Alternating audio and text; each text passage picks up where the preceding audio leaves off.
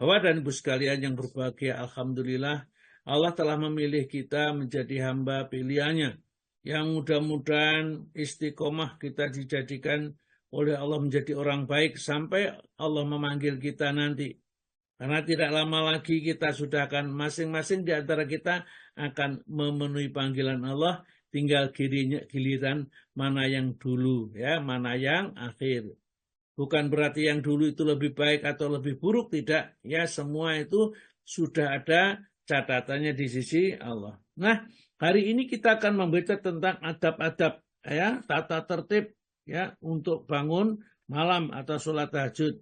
Namun sebenarnya saya akan menyampaikan tentang bangun dari tidur dan sholat tahajud. Itu di buku ensiklopedi adab-adab Islam ini dipisahkan. Jadi sebenarnya saya akan terangkan bahwa memang ada, kalau saya baca ini lebih luas cakupannya, jangkauannya. Nah, kalau di fikih sunnah ini baik saya sabik maupun sahih fikih sunnah jangkauannya tertentu. Namun meskipun demikian juga tidak kuranglah, katakan ya, nanti kalau kita ingin mendapat pemahaman pengertian yang jauh lebih luas, kita baca aja seluruhnya, ya, baik dari ensiklopedi sholat maupun ensiklopedia adab-adab Islam maupun dari fikih sunnah saya sabik.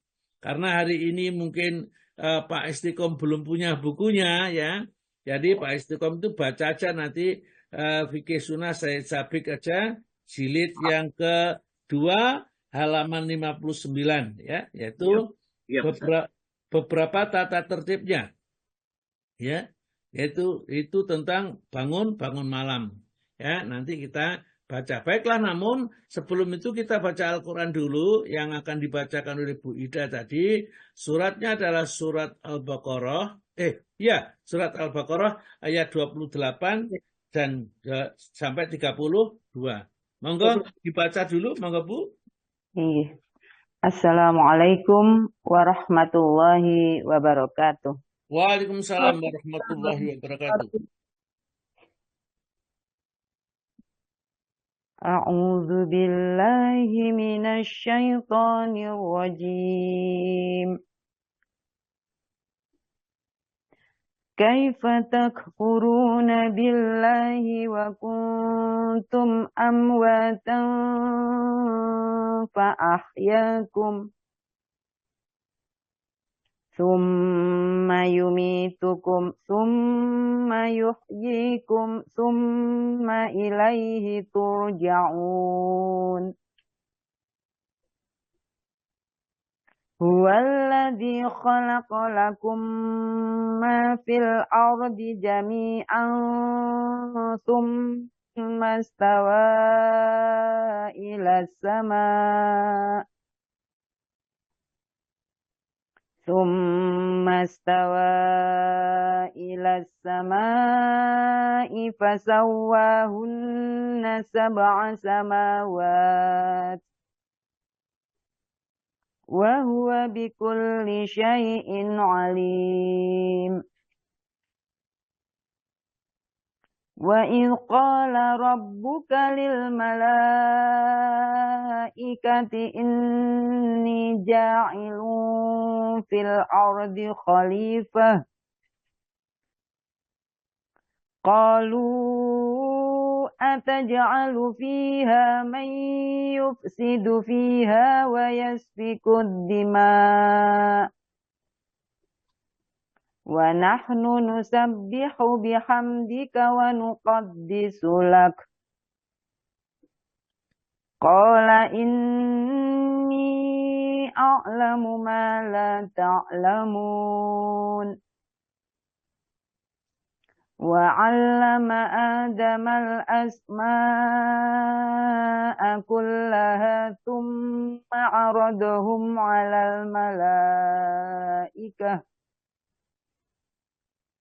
عَلَى الملائكة فقال أنبئوني بأسماء هؤلاء إن كنتم صادقين. Indah. Indah namanya. Qalu subhanaka la ilma lana illa ma 'allamtana innaka antal alimul hakim. Aku berlindung kepada Allah dari godaan syaitan yang terkutuk. Bagaimana kamu ingkar kepada Allah, padahal kamu tadinya mati. Lalu Dia menghidupkan kamu, kemudian Dia mematikan kamu, lalu Dia menghidupkan kamu kembali. Kemudian kepadanya lah kamu dikembalikan.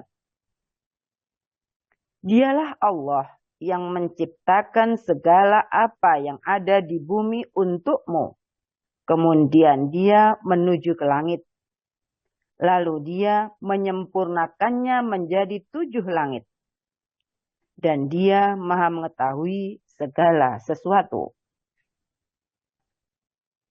Dan ingatlah ketika Tuhanmu berfirman kepada para malaikat, Aku hendak menjadikan khalifah di bumi.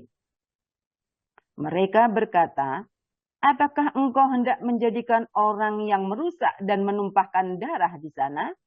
Sedangkan kami bertasbih, memujimu dan menyucikan namamu. Dia berfirman, sungguh aku mengetahui apa yang tidak kamu ketahui. Dan Dia ajarkan kepada Adam nama-nama benda semuanya. Kemudian Dia perhatikan dan kemudian Dia perlihatkan kepada para malaikat seraya berfirman, sebutkan kepadaku nama-nama benda ini jika kamu yang benar.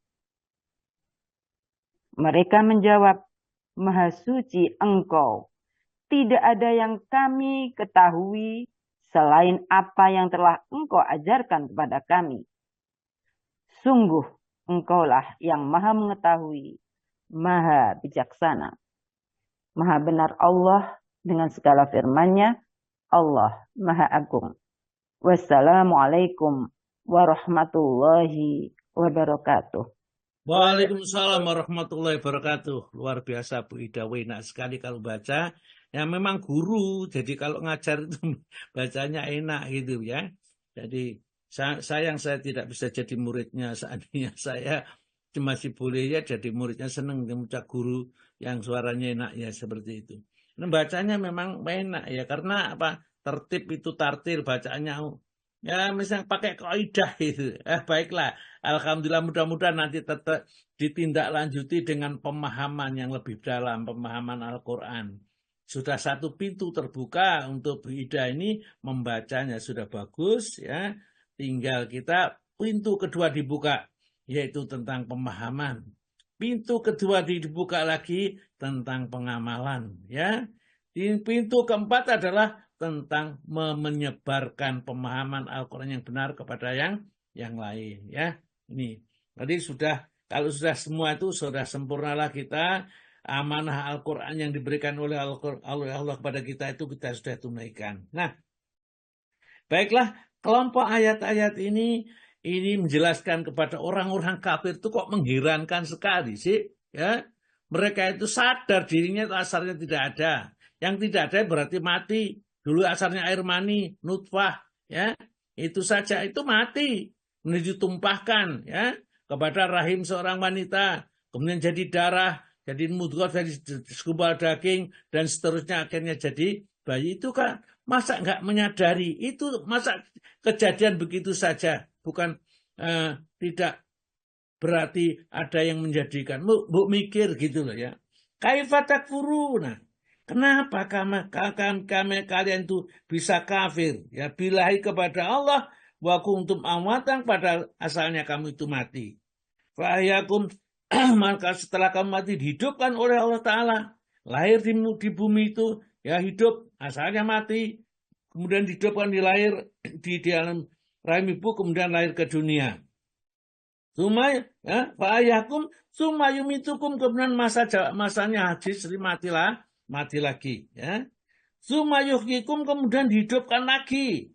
Nah, untuk dibangkitkan nanti ditanya minta pertanggungjawaban oleh Allah. Tsumma ilaihi, kemudian kepada Allah turja'un, kamu dikembalikan. Apakah kira-kira kalau kembali kepada Allah itu enak-enak begitu saja? Kita sudah diberi nikmat pendengaran, penglihatan, hati, dengan dunia semua diberi. Apakah itu tidak dimintai pertanggungjawaban? Sungguh bodoh manusia yang tidak mengerti bahwa semua yang ada itu adalah nikmat yang diberikan oleh Allah dan kita diminta pertanggungjawabannya. Summalatus aluna yauma idzin aninaim. Sungguh mereka nanti akan ditanyakan oleh Allah nikmat-nikmat apa yang telah diberikan dan bagaimana bersyukurnya. La in syakartum, kalau mau bersyukur sadar dari Allah, ditambah nikmatnya, nikmat di dunia, jadikan orang kaya, orang cerdas, baik, jabatannya tinggi, di akhirat dimasukkan surga. Itu ada, ditambah nikmatnya. Dunia itu hanya cuman sedikit saja yang diberikan, tidak ada 10% atau 10% dibagikan sekian banyak orang. Nanti nikmat yang sesungguhnya itu adalah 90%. Bahkan saya mengatakan nikmat yang di dunia cuma 1% dibagi seluruh makhluk manusia ini. Manusia dan binatang dan lain-lainnya. Yang 99% nikmat yang sesungguhnya akan diberikan di akhirat. Oleh karena itulah Allah mengatakan innama tu'afauna ujurakum yaumal qiyamah. Sesungguhnya sempurnanya balasan kamu itu besok di hari kiamat. Famang sursikani nar, barang siapa dijauhkan dari api neraka, wa udkhilal jannata, dan dimasukkan surga, faqad faz, itu orang yang beruntung. Ya, wamal hayata dunya illa mataul ghurur, di dunia itu kesenangan tapi menipu. Kalau kita ingin senang yang sesungguhnya, lanjutkan kesenangan itu di akhirat, maka kita belajar, kita kumpul-kumpul ini untuk mendapat kelanjutan nikmat di akhirat. Jangan sampai di dunia itu mendapat nikmat, di akhirat itu mendapat laknat, ya, diputuskan dari Allah rahmatnya. Di dunia nggak apa-apa, soro paling-paling terbatas 60-70 tahun, lebihnya nggak banyak. Setelah itu sudah habis, nggak ada soronya lagi, tinggal memetik di akhirat kebahagiaannya ini.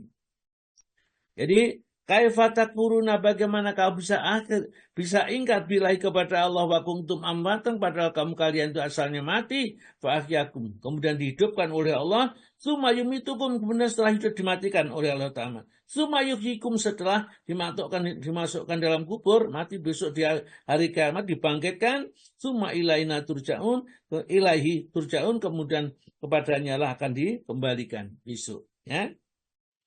Selama kita diciptakan di dunia itu, Allah beri fasilitas di dunia ini. Waladzi, dialah Allah, zat yang khalaqalakum ma fil ardi jami'an, semua yang di muka bumi itu untuk manusia. Tidak ada yang tidak boleh, nggak ada yang dilarang, kecuali yang sudah ditetapkan di dalam Al-Quran. Allah melarang minum khamr, makan babi, ya, binatang yang disembelih dengan menyebut nama selain Allah atau diperuntukkan untuk berlarang, tidak boleh. Nah, ini yang dilarang. Semua boleh. Khalaqalakum, diciptakan lakum untuk kalian. Itu artinya apa? Semua halal, ya, kecuali yang diharamkan. Jadi kalau masalah urusan dunia semua boleh, semua halal, semua suci, ya, semua tidak, kecuali yang sudah diterangkan oleh syariat bahwa itu haram, bahwa ini najis, itu saja. Yang lainnya itu tidak dilarang, ya kita tidak boleh mengharamkan. Jadi misalnya mengharamkan binatang-binatang yang tidak tercantum di dalam Al-Quran dan tidak tercantum di dalam hadis Nabi, tidak boleh kita melarang. Ya, kita tidak boleh menambah-nambah, ya, hukum-hukum yang sudah ada, yang sudah ditetapkan oleh Allah Subhanahu wa Ta'ala. Nih, kemudian Allah Ta'ala menyebutkan setelah itu semua itu diperuntukkan oleh Allah bagi manusia itu halal boleh, ya. Kemudian Allah Ta'ala menjelaskan di sini, sumastatawa ila sama, kemudian setelah selesai seluruhnya Allah akan mengarahkan nikmatnya itu ke arah langit, kemudian diciptakan 7 langit, fasawahuna, maka disempurnakanlah langit itu sab'a samawat, dengan 7 langit. Langit 1, 2, 3 sampai ke 7. Bagaimana bentuknya tidak ada yang tahu. Antara langit 1 dan langit 2 itu dibatasi oleh apa? sampai sekarang juga belum ada penemuan yang menerangkan tentang batasan langit. Tapi Al-Quran menyebutkan seperti ini, Al-Quran pasti benar. Kita beriman saja kalau kita belum bisa menyelidiki. Wa huwa bikulli syai'in alim. Allah terhadap segala sesuatu Dia Maha mengetahui, ya. Kemudian Allah cerita kepada kita tentang asal kejadian kita sendiri manusia ini itu dari Adam, bukan dari kera, ya, seperti Darwin, ya. Kemudian kalau Darwin mengatakan seperti itu, ya monggo saja. Itu adalah olah akal saja, tapi tidak berdasarkan wahyu. Kalau ada berdasarkan wahyu, ya ini. Wa idz qala rabbuka lil malaikat. Tidak ingat tatkala Allah berfirman kepada para malaikatnya pada saat itu, ini ja'ilun fil ardi khalifah. Aku akan menjadikan khalifah di muka bumi, maksudnya Adam dan anak keturunan di muka bumi itu Allah akan menjadikannya, ya. Maka para malaikat itu usul kepada Allah. Lalu mereka berkata, ataj'alu fiha, apakah engkau akan menjadikan lagi ya Allah, ya, di bumi ini mayufsidu, orang atau makhluk yang buat kerusakan saja, fiha, di dalamnya, wa yasfiku dima, dan akan menumpahkan darah. Karena dulu itu sudah ada makhluk yang namanya jin diciptakan oleh Allah di muka bumi itu membuat kerusakan. Sehingga jin-jin itu sudah diselesaikan oleh jin yang paling pandai, yang akhirnya kedudukannya dikumpulkan dengan para malaikat, ya, yang disuruh sujud kepada Adam tidak mau karena dia merasa soleh, gitulah, ya. Ini, ya, menembakkan darah. Wa nahnu, sedangkan kami ini, ya Allah, nusabihu bihamdika, senantiasa bertasbih, ya, dengan memuji Engkau, ya, pagi dan malam disuruh tasbih. Dan ini manusia yang akan buat kerusakan kok mau diciptakan, ya, menumpahkan darah lagi, kan rusak dunia itu menurut pendapat malaikat, ya. Kemudian apa? Kata Allah Ta'ala, qala, Allah berfirman, ini a'lamu ma la ta'lamun, aku mengetahui apa yang tidak kamu ketahui, biar, ya, kamu diam aja, itu bukan urusanmu, katakanlah, ya. Yang mengetahui Allah. Untuk menguji bahwa Allah itu memang tahu yang diciptakan betul-betul, supaya malaikat itu merasa bahwa dia tidak mungkin bisa mengguli ciptaannya Allah yang baru yang namanya manusia ini, maka wa alama adamal asma'a kullaha. Allah ajari, ya, Nabi Adam semua nama-nama di muka bumi dan manfaatnya sekaligus. Jadi busi manfaatnya apa, air, daun, pohon, kayu, dan lain-lainnya, manfaatnya sudah diajarkan oleh Allah. Dan begitu satu kali diajari, namanya manusia itu langsung hafal dan mengerti, ya. Setelah Nabi Adam diajari, malaikat pun pada saat itu juga mendengar, ya. Suma aradhum alal malaikat, disodorkan kepada malaikat, ya. Ambi uni, sebutkanlah kepadaku bi asma'i haula'i, dengan nama-nama itu semua, in kuntum shadiqin, kalau kamu benar bahwa kamu itu bisa menyaingi Adam yang diciptakan itu, sebutkan sebutkan nama-nama itu. Apa jawab malaikat? Malaikat sangat sopan sekali kepada Allah. Mereka menjawab, qalu subhanaka maha suci kau ya Allah, la ilma lana illa ma 'allamtana, aku tidak mempunyai ilmu kecuali yang kau ajari. Padahal ini ilmu-ilmu yang lain, ya, ini belum diajarkan, jadi tidak tahu. Tapi Nabi Adam begitu satu, misalnya mur, gunanya untuk apa? Mengeraskan, ya, sambungan dan lain-lainnya, sudah mengerti lem untuk apa dan lain-lainnya, ya, bisa mengembangkan. Kalau Nabi Adam, malaikat enggak. Jadi kalau diperintahkan, ya yang diperintahkan itu saja, selainnya tidak bisa ini, ya. Innaka antal alimul hakim, sesungguhnya engkau lah yang maha berilmu, ya, dan maha bijaksana, ya. Kemudian Allah Subhanahu wa Ta'ala sebenarnya ayat berikutnya memanggil Nabi Adam, ya. Ambihum bi asma'in. Qala ya Adamu wahai Adam, ambihum, terangkan kepada mereka. Kalau para malaikat ambiuni, sebutkan kepadaku, ya. Artinya cukup menjelaskan kepada Allah itu apa. Tapi kalau Nabi Adam tidak menyebutkan kepada Allah, sebutkan kepada mereka, ya, kepada para malaikat itu tentang manfaat dan nama-nama benda itu. Ambihum bi asma'ihim.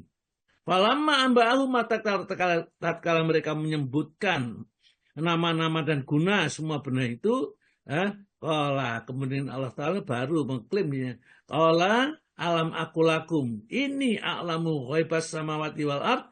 Bukankah aku sudah mengatakan kepadamu, aku mengetahui rahasia langit dan bumi. Pada saat itu, lanjutnya prosesnya adalah penyembahan kepada Nabi Adam atau beribadah karena memang kalah ilmunya.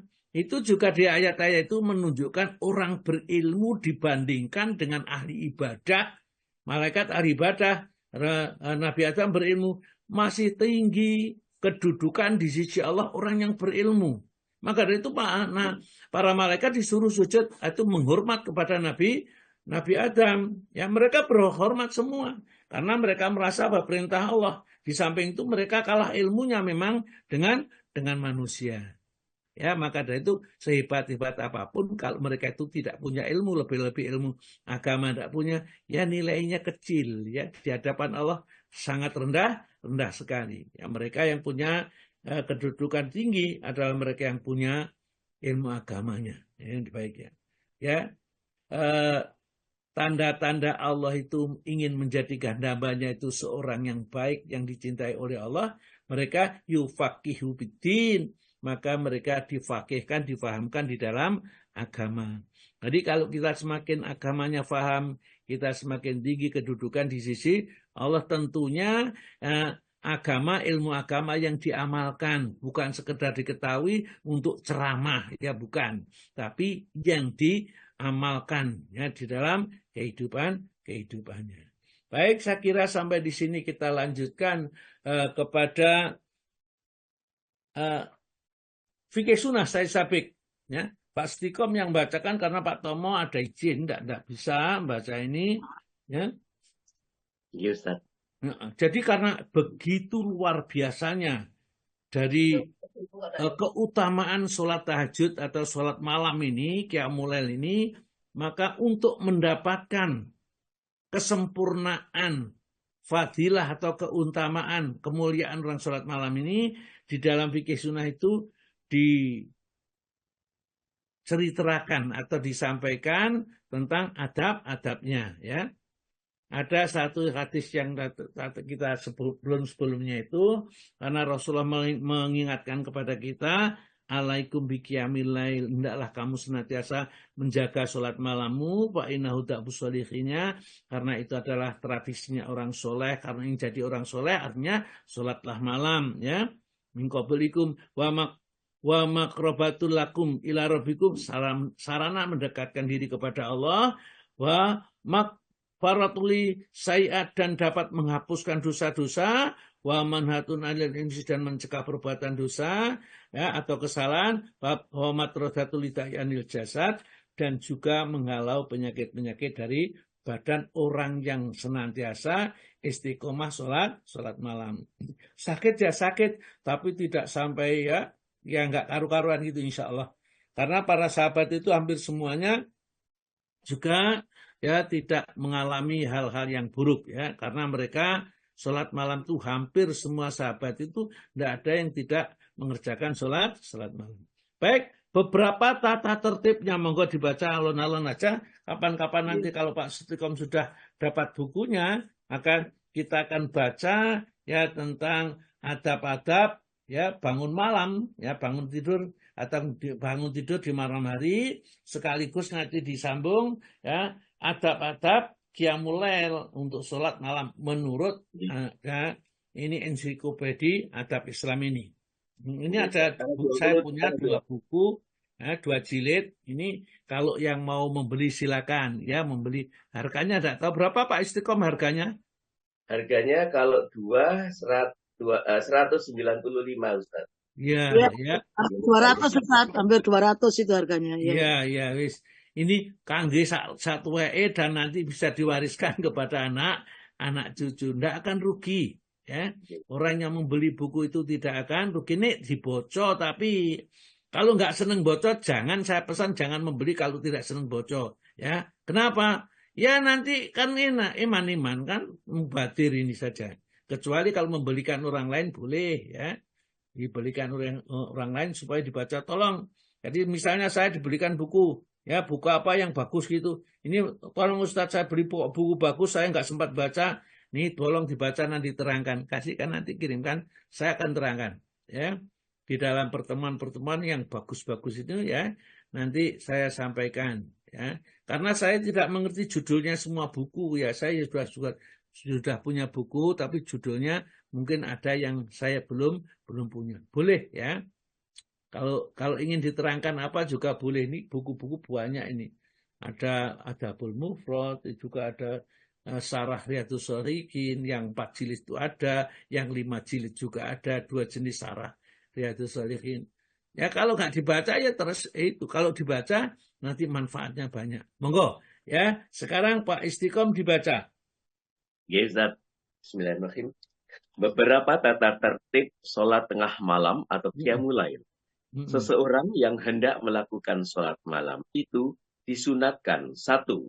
Di waktu akan tidur, hendaklah ia berniat hendak bangun untuk bersolat. Dari Abu Darda bahwa Nabi Shallallahu Alaihi Wasallam bersabda yang artinya, barang siapa yang akan tidur dan berniat hendak bangun bersolat malam, hendaklah kemudian terlanjur terus tertidur hingga pagi, maka dicatatlah niatnya itu sebagai satu pahala. Sedang tidurnya itu dianggap sebagai karunia Allah yang diberikan kepadanya, diriwayatkan oleh Nasai, Ibnu Majah dengan sanad yang syah. Ya, jadi luar biasa Allah Ta'ala yang maha segala-galanya, maha murah, Al-Karim. Ya, ini orang yang baru niat saja. Jadi kalau mau tidur itu hendaklah kita niat. Mau bangun malam untuk sholat tahajud, niat yang betul. Kalau niat, jadi nanti kalau bangun malam, ya sholat tahajud. Ya, tandanya itu apa kita kalau memang betul-betul niat. 1, ya pasang alarm barangkali mungkin kalau punya alarm itu. Atau kalau tidak, sajadahnya sudah dipasang ya di tempat ya. Nanti malam kita bangun. Ya, kita kalau sudah bangun, alarmnya bunyi ya harus kita bangun betul untuk sholat malam. Tetapi seandainya alarm itu bunyi dan kita tidak bangun sampai kebablasan subuh, ya, ini tidak sholat malam, sudah dicatat pahala sholat malam sempurna. Nah, ini keuntungannya itu, ya. Man atawirosahu, barang siapa mendatangi tempat tidurnya, maksudnya seharusnya akan tidur. Wawayanwi, dan dia itu berniat, ayyakuma, ya, fasolia minalaili, kemudian bangun untuk sholat malam. Jadi dia mau bangun berniat akan bangun malam, sholat malam ini. Maka matanya tiba-tiba terkalahkan, tertidur ini. Kata Yusbi, sampai subuh, kutibalahu, maka dicatat baginya manawa apa yang diniatkan. Wakana naumuhu, dan adalah tidurnya itu sodakotan, merupakan sedekah alaihi atasnya min robbi, dari Tuhannya. Jadi tidur itu sedekah. Jadi pahalanya tetap, ini tidurnya sedekah ya. Tapi jangan bendino, wah enak dapat sedekah saja ya. Ini nanti kalau bangun ya harus tidur, dan luar biasa. Ini pengaruhnya sholat malam itu tidak bayan-bayan gitulah ya. Maka Rasulullah sebelum berdakwah itu ada 2 surat, Al-Muzamil dan Al-Mudassir. Dua-duanya orang yang berselimut disuruh bangkit ya. Ya ayyuhal muzammil qum laila ila qalil. Ya ayyuhal mudassir qum fa'anzir. Ya tidak sama-sama. Ya, bangkit dan berilah peringatan setelah sholat malam. Jadi kalau orang itu sudah kuat sholat malamnya, jadi dai kuat, yang dibicarakan, yang diomongkan itu didengarkan sama orang. Ya, baru qum fa'anzir, warabbaka fakabir. Ya, dan Tuhanmu besarkan. Ya. Waru jajawajur, orang yang berdakwah itu jauhi dosa-dosa. Jangan sampai ini mengerjakan dosa-dosa yang besar.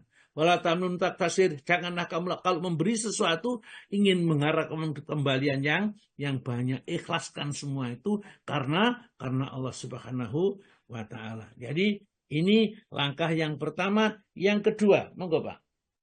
Yang kedua, berusaha menghilangkan kantuk itu dari mukanya. Dikala bangun, kemudian bersuci lalu melihat ke langit sambil berdoa. Sebagaimana Rasulullah SAW yaitu mengucapkan doanya yang artinya, tiada Tuhan melainkan Engkau. Maha suci Engkau, ya Allah, saya mohon ampunan padamu dari dosaku, dan saya mohon pula rahmatmu ya Allah. Hop, Tambahkan. cukup ya. Ini panjang soalnya doanya biar dibaca aja sendiri. Jadi berusaha menghilangkan kantuk. Ya, di sini kalau di dalam ini berzikir kepada Allah yang ketiga, ya. Ya. Dengan baca alhamdulillahilladzi ahyana ba'da ma amatana wa ilaihi nusur. Jadi bangkit itu menurut saya di sini tidak ada ya. Saya cuplikan yang dari adab-adab ya, adab-adab Islam ini, ya. Kalau di sini langsung la ilaha illa anta subhanaka astagfiruka lidzanbi wa as'aluka rahmataka. Karena banyak sekali, maka kadang-kadang ulama mengambil sebagian tapi tidak mencantumkan semuanya.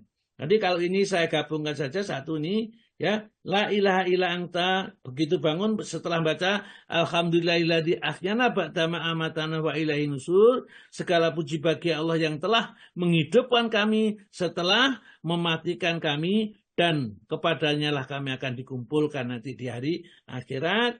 Kemudian membaca la ilaha illa anta, tidak ada ilah, tidak ada sesembahan kecuali engkau, subhanaka maha suci engkau ya Allah, astagfiruka, aku mohon ampun kepadamu lidzanbi atas dosa-dosaku, wa as'aluka rahmataka, rahmat ya, rahmat, dan aku memohon kepadamu rahmat darimu, ya.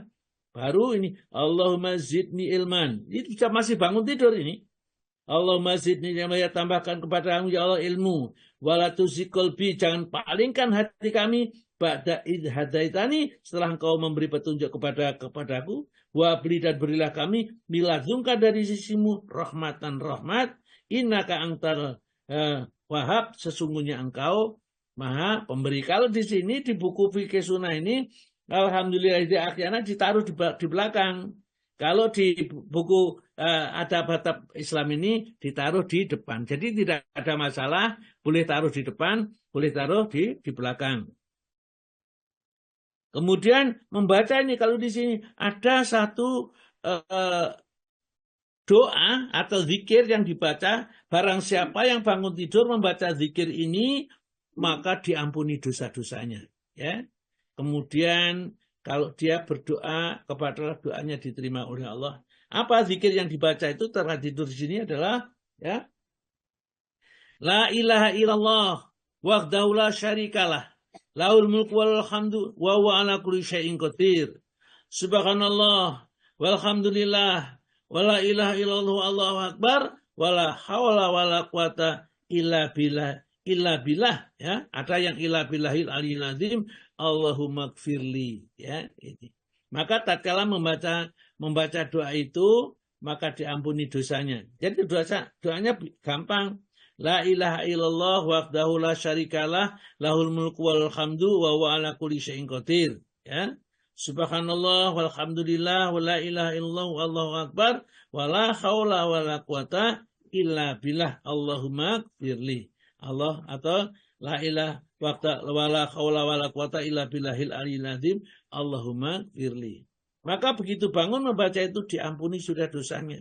Kalau dia mau berdoa dikabulkan doanya, ya. Terus Pak, ini kemudian setelah itu membaca 10 ayat terakhir surat Al-Imran. Inna fi khalqis samawati wal ardi wa ikhtilafil laili. Ini doanya. Jadi ada ibu yang bertanya, itu apa doanya ya? Sekarang ini doanya saya sampaikan. Membaca 10 ayat terakhir surat Ali Imran, ya. Dibaca sambil melihat ke langit, ya. Supaya apa? Melihat kebesaran dan keagungan Allah. Hanya saja kalau rumah kita tidak rumah yang besar, sehingga melihat keluar itu agak susah, ya. Ya, di dalam aja dibaca juga tidak apa-apa. Ya, tentunya keutamaannya berbeda sedikit, begitu saja. Yang jelas kita ayat 10 terakhir surat Al-Imran itu menambah kekuatan tauhid kita kepada Allah. Saya dulu secara tidak sengaja ya membaca itu. Ya saya baca gitu aja, tapi saya belum tahu dari mana itu asalnya kok saya baca. Tapi saya senang pada saat jamaah itu kok orang baca inna fi khalqis samawati kok enak gitu. Ya, saya kalau bangun malam baca itu. Ternyata di sini ada dianjurkan oleh Nabi membaca 10 ayat terakhir surat surat Al-Baqarah ya. Kemudian ini ada lagi ya, di lanjutannya itu Allahumma lakal hamdu anta nurus samawati ya, dan seterusnya itulah. Di situ di tengah-tengah itu Pak. Jadi setelah surat Al-Imran dibaca ya, kemudian Allahumma lakal hamdu anta nurus samawati wal ardi wa man fihina wa lakal hamdu anta qayyimus samawati wal ardi wa man fihina, dan seterusnya itu. Kalau dibaca ayat ini, ditakdirkan dia mati, maka dijamin dia akan dimasukkan di dalam surganya Allah Subhanahu wa Ta'ala. Ya, tentunya orang-orang yang dipastikan seperti itu ya tidak semua, tapi kita membaca itu paling tidak kita sudah berdoa sesuai dengan yang diajarkan oleh Nabi. Ini jadi Ibu siapa? Bu Siti Harlina atau Bu Siti siapa itu ya? Ya, yang tanya kepada saya tentang doanya sholat malam itu. Allahumma lakal hamdu anta nurus samawati wal ard ya wa man fina walakal hamdu anta qayyimus. Ya. Itulah ya, sudah hafal Pak? Pak Istiqom sudah hafal? Belum Ustaz. Ya, belum hafal, nanti dihafalkan. Dulu saya hafal, kemudian tidak diamalkan karena sudah ketindian. Ya kalau baca ya bisa. Kemudian kalau mengingat-ingat sebentar lagi itu ya bisa nanti dihafalkan kembali aja supaya kita hafal. Artinya sudah ada, tidak usah kita baca, kita lanjut dengan yang kedua. Monggo Pak, yang kedua. Yang kedua sudah Ustaz. Yang ketiga. Oh, yang ketiga nggih. Nggih. Yang ketiga, sebaiknya sholat malam itu dimulai dengan mengerjakan 2 rakaat yang ringan, dan selanjutnya bolehlah bersolat sesuka hati. Dari Aisyah radhiyallahu anha katanya, Rasulullah SAW itu apabila bangun malam untuk bersolat, beliau memulainya dengan 2 rakaat yang ringan. Juga dari Abu Hurairah radhiyallahu anhu bahwa Rasulullah bersabda yang artinya, apabila salah seorang di antaramu bangun malam, maka hendaklah memulai sholatnya dengan 2 rakaat yang ringan. Ya, jadi yang ketiga itu sebaiknya sholat malam itu dimulai dengan mengerjakan 2 rakaat yang ringan, dan selanjutnya bolehlah yang melanjutkan sholat berapa rakaat saja. Nah, sholat 2 rakaat yang ringan itu disebut sholat iftitah. Ada doa iftitah, ada sholat iftitah. Kalau doa iftitah itu doa yang kita baca setelah suratul Fatihah, setelah takbir sebelum baca suratul Fatihah, itu adalah doa iftitah. Tapi sholat iftitah adalah setelah bangun malam, kemudian berdoa seperti tadi semuanya, kemudian setelah wudhu, kemudian sholat 2 rakaat dulu, namanya sholat iftitah. Ya, Rasulullah bersabda, karena Rasulullah SAW adalah Rasulullah SAW, idza qama minal laili, apabila bangun di waktu malam, yusolli, ya, dia sholat, ibtataka, membukanya, ya, sholatahu, sholatnya, birakaataini, dengan 2 rakaat khafifataini yang ringan. Jadi Rasulullah itu kalau bangun malam, dia dibuka dengan 2 rakaat sholat yang ringan. Maksudnya bacaannya tidak terlalu panjang, rukuk dan sujudnya juga tidak terlalu panjang. Kalau yang lainnya itu sampai kakinya Rasulullah bengkak, ya, itu kalau mengerjakan sholat malam saking nikmatnya. Tapi itu diawali dengan 2 rakaat sholat yang ringan, supaya apa? Terkondisikan, nanti enak, malesnya sudah hilang, enggak gampang ngantuk, enggak gampang anggopan seperti itu. Juga dari Abu Hurairah, idza qama ahadukum minal laili, apabila di antara kalian bangun di waktu malam, fal yastatih, maka bukalah sholat kalian birakaat ini dengan 2 rakaat khafifatani yang sangat ringan. Jadi dibuka 2 rakaat yang ringan kalau mau bangun malam. Jadi kalau selama ini kita belum membukanya dengan sholat iftitah, maka mari kita buka. Apakah kalau kita tidak dibuka dengan sholat iftitah tidak sah? Sah. Hanya kalau kita mengikuti apa yang diajarkan oleh Nabi, jauh lebih baik dan jauh lebih utama. Yang keempat, monggo Pak. Ya. Tata tertib qiyamul lail yang keempat, hendaklah dibangunkan pula keluarga. Dari Abu Hurairah radhiyallahu anhu bahwa Rasulullah SAW bersabda yang artinya, Allah memberikan rahmat kepada seorang laki-laki yang bangun malam untuk bersolat, lalu membangunkan pula istrinya. Dan apabila istrinya itu menolak, lalu dipercikannya air di mukanya, Allah juga memberikan rahmatnya kepada seorang perempuan yang bangun malam untuk bersolat, lalu membangunkan pula suaminya. Dan apabila suaminya itu menolak, lalu dipercikan air di mukanya. Dari Abu Hurairah radhiyallahu anhu bahwa Rasulullah juga bersabda, yang artinya, apabila seseorang itu membangunkan istrinya pada waktu malam, lalu keduanya bersolat 2 rakaat, maka tercatatlah mereka dalam golongan orang-orang yang selalu berzikir. Kedua hadis itu diriwayatkan oleh Abu Daud dan lain-lain dengan sanad sahih. Ya, Dan jadi sebentar ya. Jadi yang keempat itu kita disunahkan membangunkan keluarga, ya. Itu sunnah, ya. Kalau kita bangun sendiri juga nggak apa-apa, tapi disunahkan istrinya diajak masuk surga, diajak bangun. Demikian juga kalau istrinya yang bangun duluan, diajak untuk sholat malam. Kalau suaminya atau istrinya menolak, diperci air sedikit. Jadi air itu dipegang, dipure gitu aja supaya apa? Setan itu paling nggak senang kalau ada airnya, pergi nanti ya begitu. Tapi sebaiknya sebelumnya ini ya semayanan dulu, jangan sampai nanti malam-malam tambah berkelahi. Karena mempraktekkan ini tidak benar, ambil satu gayung tuh disiramnya wajahnya gitu ya. Akhirnya jadi gegeran nanti malam-malam. Tapi seperti itu ya, ini ajaran dari agama kita. Kalau kemudian dua-duanya sholat 2 rakaat, ya, apakah berjamaah atau dengan sendirinya, maka dianggap rumah itu sudah dihuni oleh orang yang ahli zikir, ya. Dan mereka itu kata Nabi kita akan dihapuskan dosanya, seperti disebutkan di dalam surat Al-Ahzab surat nomor 33 ayat yang ke-35, ya. Itu ada 10 kelompok ya, diantaranya yang terakhir itu adalah ya surat Al-Ahzab.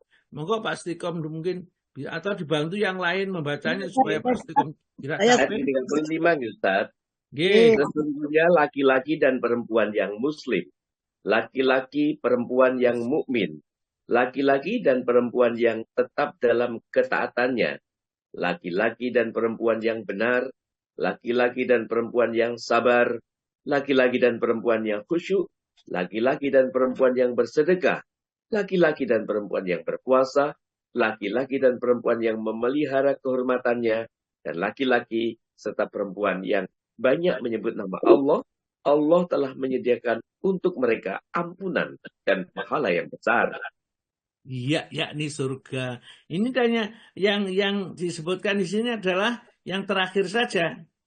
Oh, ternyata kata Nabi kita, orang yang bangun sholat malam membangunkan istrinya, itu dihitung sebagai orang yang senantiasa berzikir kepada Allah Subhanahu wa Ta'ala yang banyak.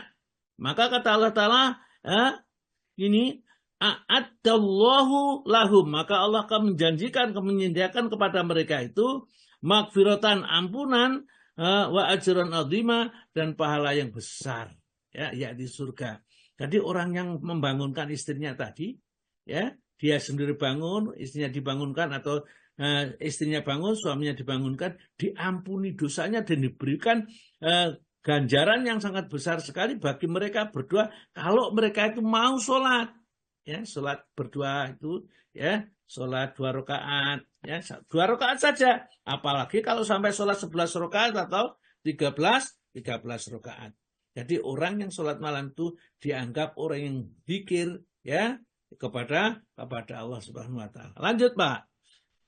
Dari Ummu Salamah radhiyallahu anha bahwa Rasulullah SAW berbangun pada suatu malam lalu bersabda, artinya, Maha Suci Allah, fitnah apakah kiranya yang diturunkan pada malam ini? Kekayaan apakah kiranya yang diturunkan? Siapakah kiranya yang suka membangunkan orang-orang yang sedang tidur dalam bilik-bilik itu? Wahai, banyak benar orang yang lengkap pakaian di dunia tetapi telanjang pada hari kiamat. Diriwayatkan oleh Bukhari. Ya, Jadi iman-iman kalau kita sekarang tidurnya saya pakai AC, mobilnya pakai AC, kantornya pakai AC, tapi besok kembalinya kepada Allah di akhirat, ya kita dimasukkan oleh Allah kepada di neraka dalam keadaan telanjang. Orang neraka itu tidak ada yang berpakaian. Telanjang, bagaimana pakaian? Pakaiannya kebakar, ya tidak ada sudah. Ya, minumannya aja minuman min ghislin, ya, darah bercampur nanah yang baunya busuk diminumkan kepada penghuni neraka. Ya, kalau kita sudah diingatkan seperti itu kok tidak bergeming sedikit pun, tidak takut sedikit pun, barangkali kita memang bagian isi neraka, kita tidak tahu. Ya, kalau orang yang takut diingatkan tentang Allah, idza dzukirallahu wajilat qulubuhum wa idza tuliyat alaihim ayatu zadatum imanan. Ya, kalau diingatkan tentang Allah hatinya bergetar, kalau dibacakan ayat-ayat Allah ya bertambah imannya. Artinya perbuatannya menjadi jauh lebih baik dan lebih baik. Ya, kita lanjut. Monggo, Pak. Dari Ali radhiyallahu an bahwa Rasulullah pada suatu malam mengetuk pintunya. Waktu itu Ali tidur bersama Fatimah istrinya. Beliau Rasulullah SAW bersabda, apakah engkau berdua tidak bangun untuk bersolat? Ali menjawab, ya Rasulullah, diri kami ini ada di tangan Allah. Jika Allah berkehendak tentu ia membangunkan kami. Beliau pergi ketika mendengar jawaban itu sambil memukul-mukul pahanya dan bersabda, memang manusia itu suka benar berbantah. Ya itulah, ya Rasulullah sebagai praktek dari sabdanya membangunkan keluarganya. Ini Sayyidina Ali dengan Fatimah itu baru kemanten anyar, ya karena kemanten baru dibangunkan juga jam sekian. Ali, ya Fatimah, apakah kalian berdua itu tidak kepingin bangun malam sholat malam? Sayyidina Ali yang jawab, ya Rasulullah, jiwa-jiwa kami dalam genggaman Allah. Nanti kalau Allah menghendaki kan kami dibangunkan, ya gitu.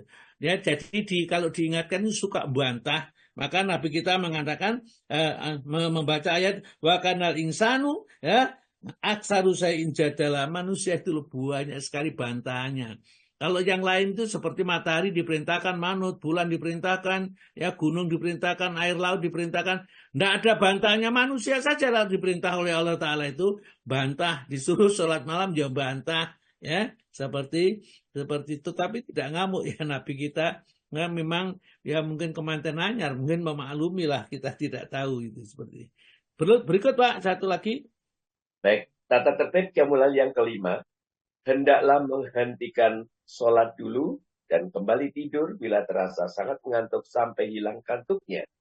Apabila seseorang bangun malam untuk bersolat, kemudian terasa berat membaca Al-Quran hingga tidak disadarinya apa yang dibacanya, maka baiknya tidur lagi.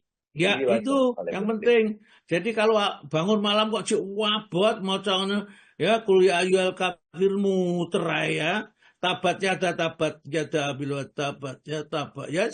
Ya, akhirnya apa enggak selesai ngantuk, ya tidur aja dulu sebentar sampai hilang kantuknya, kemudian sholat lagi kalau sudah hilang kantuknya.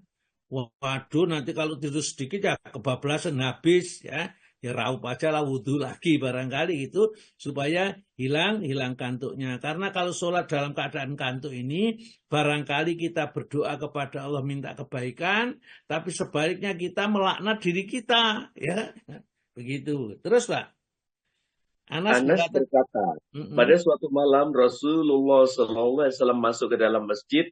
Tampak di situ ada tali yang terbentang antara dua tiang. Beliau lalu bertanya, apakah ini? Orang-orang menjawab, ini kepunyaan Zainab. Jikalau ia telah mengantuk, maka ia berpegang di situ. Bahwa Nabi pun lalu bersabda, lepaskanlah tali itu.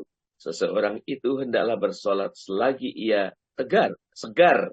Dan jikalau telah lelah atau mengantuk, baiknya ia tidur. Diriwayatkan oleh Bukhari dan Muslim. Ya, jadi gitu Rasulullah satu masuk masjid. Karena tali ini apa? Tanya kepada jamaah, ya ibu-ibu tentunya. Oh ini Zainab, kalau malam hari itu dia sholat, ya itu pasang tali ini. Kalau sudah ngantuk atau sudah capek itu pegangan tali ini, ya sambil sholat pegangan tali. Maka Nabi kita lepas ini, ya Ya, tali-tali dilepaskan. Hendaklah kalian beribadah kepada Allah dikala kita segar. Jangan sudah males itu sholat, tidak, dalam keadaan segar. Ya, kalau capek tidur dulu. Sesungguhnya Allah tidak akan bosan-bosan memberi pahala kepadamu sampai kamu bosan juga beramal. Ya, jadi sholat malam kalau ngantuk tidur dulu ya. Kemudian nanti bangun sholat. Pokoknya jangan sampai ditinggalkan. Ya, sholat itu terus dikerjakan secara rutin. Lanjut, Pak. Ya. Yang keenam, hendaknya jangan memberatkan diri. Jadi, hendaklah bersolat malam itu sekedar tenaga, tetapi hendaklah mengerjakannya dengan tekun dan jangan sampai meninggalkan kecuali dalam keadaan yang sangat terpaksa. Dari Aisyah radhiyallahu anha katanya, Rasulullah SAW bersabda, kerjakanlah semua amal itu sekadar kekuatanmu. Demi Allah, Allah itu tidak akan jemu memberikan pahala sampai engkau sekalian jemu beramal. Diriwayatkan oleh Bukhari dan Muslim. Ya, jadi kalau kita mengerjakan jangan memberatkan diri. Misalnya saya kalau sholat malam itu kalau harus satu juz misalnya ya, atau 6 juz sekaligus. Kalau kita kuat dan kita terasa ringan bagus. Tapi kalau kita memaksakan diri sehingga berat, akhirnya apa? Besoknya lagi tidak sholat, itu lebih baik tuh mampunya saja. Masih mampu 2 rakaat, kemudian witir 1 rakaat, ya 2 rakaat witir 1 rakaat. Kalau kita bisa 2 rakaat witir 3 rakaat, ya itu kerjakan terus sampai istiqomah. Kalau sudah istiqomah, tingkatkan lagi 2 rakaat jadi 4 rakaat, 3 rakaat witir dan seterusnya sampai terakhir bisa sholat 11 rakaat atau 13 rakaat bersama iftitahnya. Baru kita sudah nggak usah ditambah lagi karena Nabi kita mengerjakan sampai situ. Meskipun kita boleh menambah sholat malam itu dengan jumlah rakaat yang banyak. Namun karena yang biasa dikerjakan Nabi hanya 11 atau 13 rakaat bersama witirnya, maka kita kerjakan seperti yang dikerjakan Nabi itu saja. Terus Pak. Baik. Diriwayatkan pula oleh Bukhari dan Muslim dari Aisyah radhiyallahu anha bahwa Rasulullah SAW ditanya, amal perbuatan manakah yang disukai oleh Allah? Beliau menjawab, yang terus-menerus sekalipun sedikit. Muslim meriwayatkan pula dari Aisyah katanya, amalan Rasulullah SAW itu terus-menerus, yakni jikalau beliau mengerjakan sesuatu lalu ditetapi. Terus?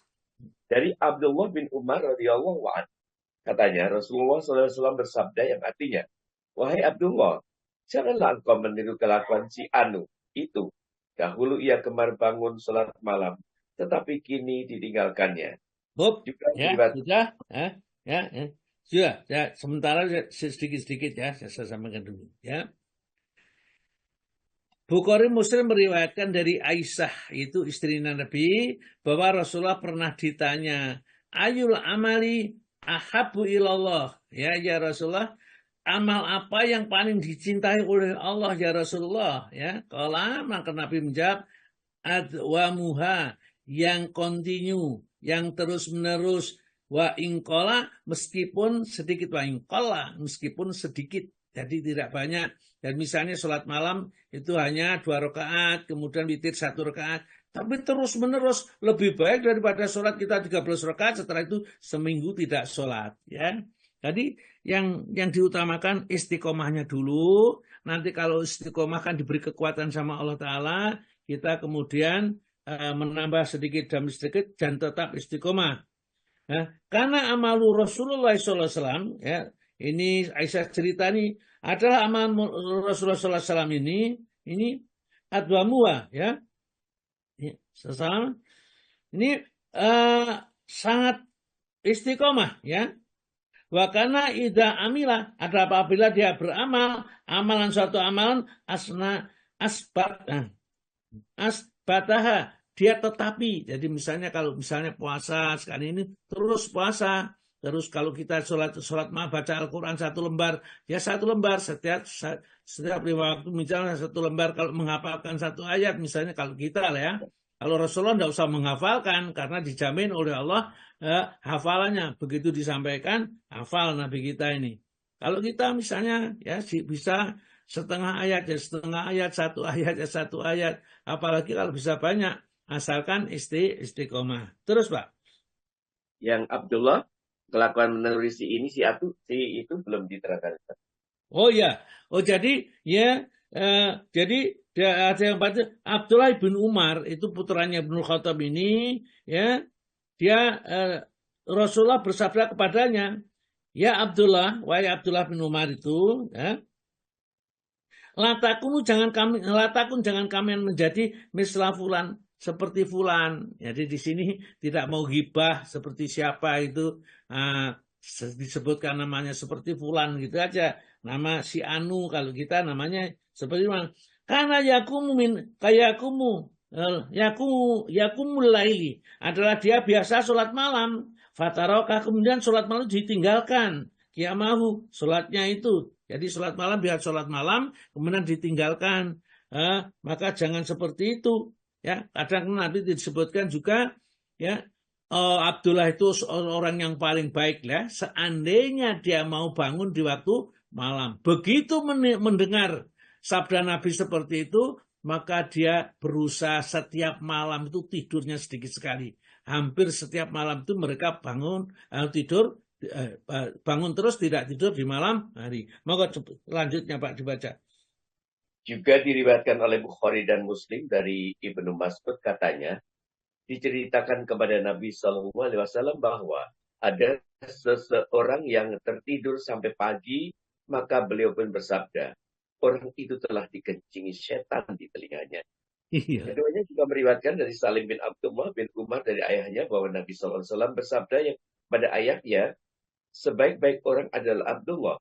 Andai kata ia suka bangun malam untuk bersolat, Salim meneruskan katanya, maka sejak itulah Abdullah tidak tidur malam kecuali hanya sebentar. Iya, ya. Jadi Rasulullah itu memujinya nikmar rajulu, ya, sebaik-baiknya laki-laki. Abdullah itu baiknya itu. Laukana seandainya ia yusolli minalaili mau sholat malam. Jadi sebaiknya dia kalau mau sholat malam sebaik-baik orang kalau mau sholat malam. Kalau nggak sholat malam nggak ada sudah. Ya biasa-biasa gitu aja lah. Ya nggak ada keistimewaan. Ya karena Rasulullah juga bersabda, innama sarafal mu'min qiyamul lail. Orang mukmin yang paling mulia itu orang yang mau bangun malam ikut sholat tahajud. Kalau enggak ya tidak, ya. Dan ini enggak tertarik diterangkan apa saja enggak tertarik karena apa? Dia tidak melaksanakan. Kalau melaksanakan pasti akan tertarik karena kehidupan malam itu kehidupan yang luar biasa sekali yang akan banyak diberikan kebaikan oleh Allah kepada mereka yang senantiasa menghidupkan malam hari, ya. Jadi sejak itu saya itu baru iman kalau malam itu sampai digunakan untuk tidur. Kalau enggak memang betul-betul kebablasan yang namanya orang pasti pernah itu kebablasan tidak akan malam hari tidak bangun. Ya sudah saat mampunya bangun jam berapa ya sudah kita kerjakan. Ngantuk lagi ya tidur seperti tadi. Kalau Salim maka berkatalah Salim yang memberitakan kepada Abdullah ini, fakana Abdullah dan maka Abdullah bin Umar itu ba'dalika setelah mendengar berita dari Rasulullah itu layan namun dia tidak tidur minalaili di waktu malam ila qalil sedikit sekali tidurnya karena dia akan menjadi manusia yang paling baik kalau seandainya dia mau bangun malam. Ya kita sudah dengar seperti ini tambah ya nggak bangun. Karena apa? Ya karena memang kita ya bukan sahabat satu. Yang kedua ya memang bukan bagian kita ya kalau sholat malam bagiannya calon-calon waliullah, calon-calon orang yang dicintai oleh Allah Subhanahu wa taala ya. Zakbu sholihina orang soleh itu orang yang dicintai oleh Allah, para wali dan kekasihnya Allah ya.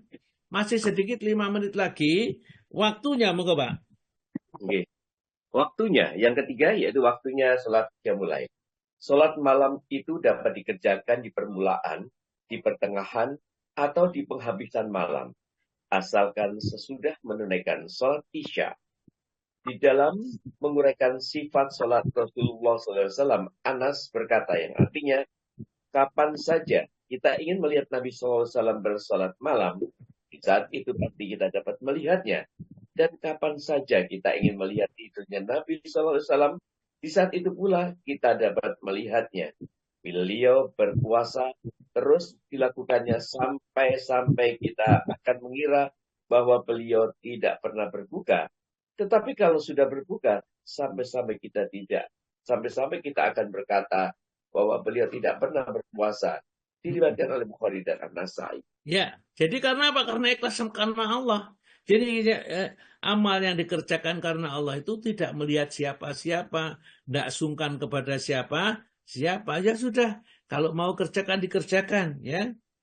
Jadi, kita kapan saja kita ingin melihat Nabi sedang sholat malam, apakah datangnya setelah Isya atau datang di tengah malam atau mungkin pagi-pagi hari itu barangkali. Ya mungkin istrinya atau siapa yang cerita itu, kamu bisa mendapati Nabi sedang sholat malam. Dan kalau kamu ingin mendapatkan Nabi tidur, kapan saja kamu akan dapati Nabi sedang tidur. Jadi dia tidak menentukan harus begini sehingga memberatkan diri, tidak dikerjakan sak mampunya. Bisa awal waktu setelah sholat Isya, bisa pertengahan malam setelah jam 12 atau sekitar jam 12, bisa di akhir malam atau menjelang subuh. Itu sengaja dikerjakan.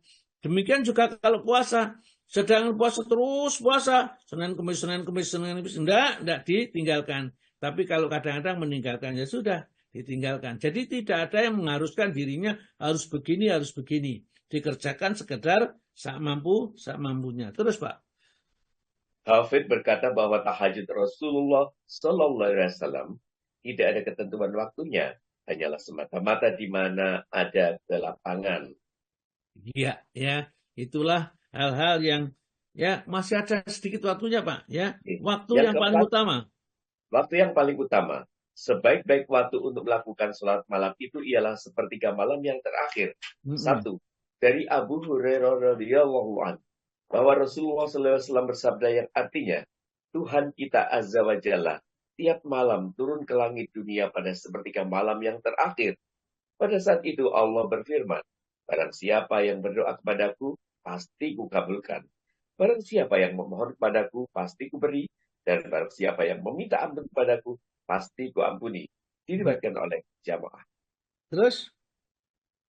Dari Anas bin Absah katanya, saya mendengar Nabi Shallallahu Alaihi Wasallam bersabda, sedekat-dekat hamba pada Allah ialah pada tengah malam yang terakhir. Maka jika engkau dapat termasuk golongan orang-orang yang berzikir kepada Allah pada saat-saat itu, usahakanlah. Diriwayatkan oleh Hakim yang berkata bahwa hadis ini atas syarat Muslim. Kemudian Turmidi berkata bahwa ia hasan lagi sahih. Hadis ini juga diriwayatkan oleh Nasai dan Ibnu Khuzaimah. 3. Terus. Yang ketiga, Abu Muslim berkata pada Abu Dar, pada saat manakah sholat malam itu lebih utama? Abu Dar menjawab, saya pernah menanyakan demikian pada Rasulullah SAW, maka sabdanya, pada tengah malam yang terakhir, tetapi sedikit sekali yang suka mengerjakannya. Diriwayatkan oleh Ahmad dengan sanad yang baik. Terus? Keempat, dari Abdullah bin Amr radhiyallahu anhu bahwa Nabi SAW bersabda, puasa yang lebih disukai oleh Allah ialah puasa Nabi Daud. Dan sholat yang disukai oleh Allah adalah sholat Nabi Daud pula. Beliau itu tidur tengah malam, bangun sepertiga, lalu tidur pula seperenamnya. Sedangkan beliau itu berpuasa sehari dan berbuka sehari pula. Diriwayatkan oleh jamaah selain At-Tirmidzi. Jadi alhamdulillah, jadi kita sudah mendapat informasi dari ini tergantung kita. Apakah kita mengamalkan atau tidak, itu ya pertolongan Allah lah ya. Kita mohon kepada Allah pertolongan supaya Allah memudahkan kita untuk mentaatinya. Oleh karena itu jangan ditinggalkan. Setiap mau salam waktu sholat itu, Allahumma a'ini ala dzikrika wa syukrika wa khusni ibadatika. Ya Allah, tolonglah aku supaya senantiasa aku bisa berzikir kepadamu, bersyukur atas nikmatmu, dan senantiasa memperbagus ibadahku kepada kamu. Ini kita mintakan kepada Allah setiap kita sholat 5 waktu sebelum salam. Ya, boleh juga dibaca di dalam sholat-sholat sunnah sebelum salam. Jadi disebutkan sedekat-dekatnya hamba kepada Allah itu adalah di sepertiga malam terakhir. Ya, kalau kamu bisa jadi itu orang itu, kamu jadilah. Artinya kerjakanlah sholat malam di sepertiga malam terakhir itu, lebih-lebih di kala sujud. Ya, sudah sepertiga malam terakhir di kala sujud. Berarti orang itu sangat dekat. Dekatnya kepada Allah itu bukan didekat karena jarak.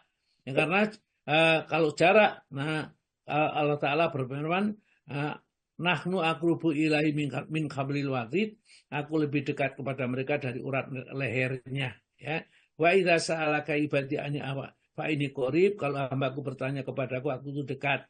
Nanti kalau dekatnya Allah kepada hamba bukan dari jarak, tapi dari ketaatannya, dari kepemahaman keilmuannya, mengenal Allah itu bagaimana. Semakin kita kenal kepada Allah, semakin kita dekat kepadanya. Baik, saya kira sampai di sini dulu sementara. Nanti kalau ada mau bertanya, silakan. Barangkali sekarang aja mau bertanya juga boleh, ya. Atau yang nanti bertanya juga boleh. Monggo silakan, mau bertanya boleh.